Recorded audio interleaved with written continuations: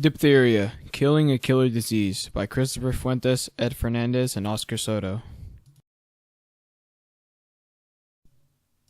Diphtheria is a bacterial infection caused by airborne disease and is transmitted from person to person through close physical and respiratory contact. It can cause infection of the nasopharynx, which may lead to breathing difficulties and death.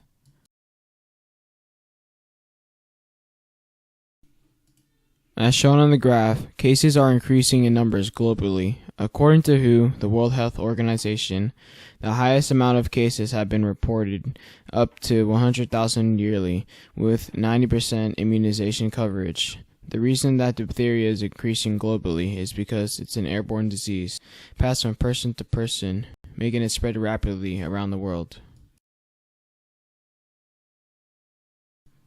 Description of the disease. Number 1, symptoms. Number 2, progression of disease. Number 3, cause and transmission. Number 4, prevention and treatment. Number 1, symptoms. There are some ways to tell if a person has diphtheria. Symptoms include having a high fever, sore throat along with vomiting, shortness of breath, impaired voice, pain in the throat and nose, and breathing problems. Another way to tell is if a person will begin to bleed from the nose and mouth. Diphtheria can cause death if left untreated.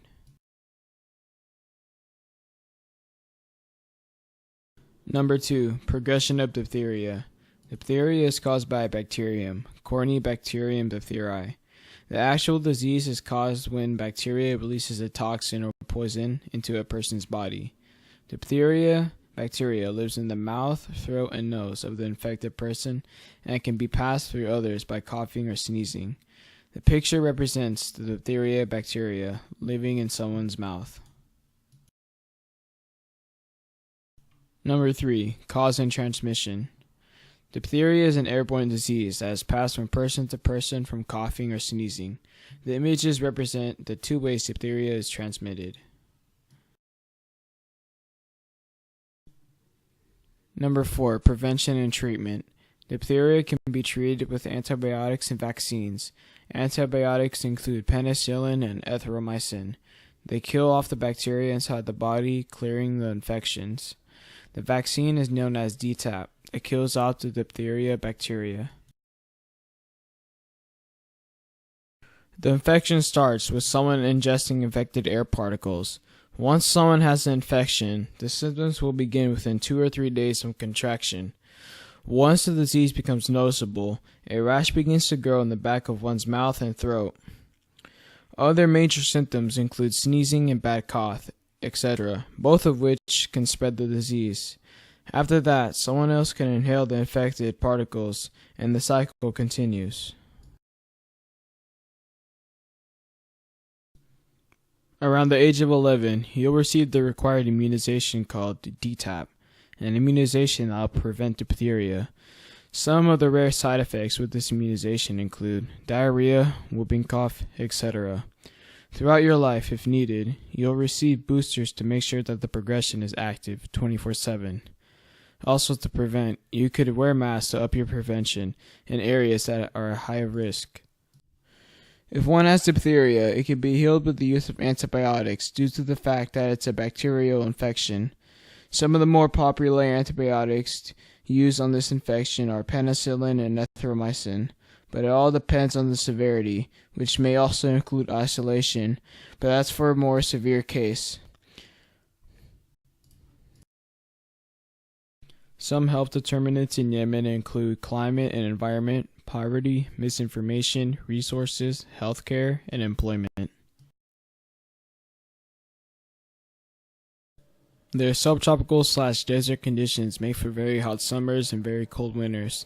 Diphtheria is only present during the cold months, while the heat will minimize the threat. Due to heavy winds and sandstorms, citizens are required to wear masks, and that also helps with their air pollution problem. Also, everywhere is considered a battlefield due to their current civil war. Poverty. Yemen was voted to be one of the most poorest countries on the planet, with citizens only having an average of $2 to their name. There's little to no clean source of water, and suitable living is very slim.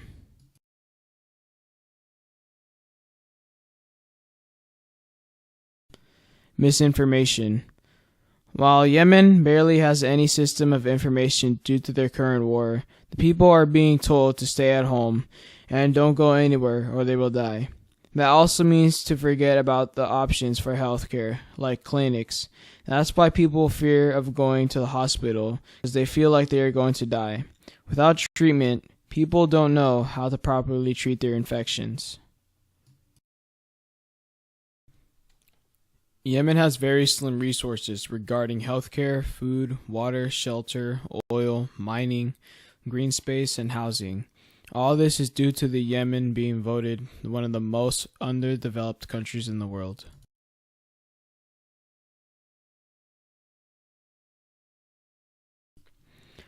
Healthcare needs a major overhaul. Patients are scared to seek treatment due to the current civil war. The enemy forces seem to favor hospital attacks. Not only that, but it's really expensive to see treatment. For us, it's incredibly cheap, but for them, it's incredibly expensive. To them, sickness seems permanent. Employment. Since 2011, the rate of available jobs in Yemen is declining, and that means no income to support one's family.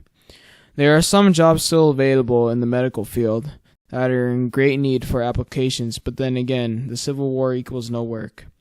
There are through tons of positions available to become a soldier, militia member, etc.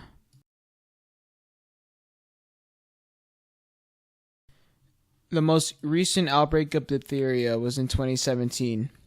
The recent case affected 179 districts and was prone to live around the waterfront areas. While the infection has been put to a stop thanks to the World Health Organization, less and less people are getting the disease. The average is 1 out of every 1,000 people, but so far it seems like an even slimmer chance of contraction, possibly even eradication. There has been 333 suspected cases, including 35 deaths, that have been reported in August of 2017. 79% of people infected with diphtheria are under the age of 20, while 90% are under the age of 5. The case fatality ratio for people is 10.5%. Diphtheria inhabits many countries in Asia, the South Pacific, the Middle East, and Eastern Europe. Outbreaks in Indonesia, Thailand, Laos, South Africa, Sudan, Yemen, and Pakistan have occurred since 2011. The person will have annoyance in their respiratory system and throat, though these are short-term. The person infected will have to take daily antibiotics and must check up with the doctor for an examination. The person will receive a vaccination to help rid of the disease. A task force has been activated to respond to the outbreak in Yemen. The task force has been vaccinating people in high-risk areas, including the treatment and prevention of diphtheria cases. The World Health Organization is working with local authorities and partners to strengthen laboratory testing capacity and the collection of samples. The World Health Organization and the UNICEF and its partners vaccinated 8,500 children under the age of 5 in cities where the majority of cases were reported. Diphtheria was first described by Hippocrates in the 5th century BC, but wasn't fully understood yet. In the 1880s, diphtheria bacteria was first identified by F. Loeffler. Here are some of the websites where we got our information from. That concludes our presentation. Thank you.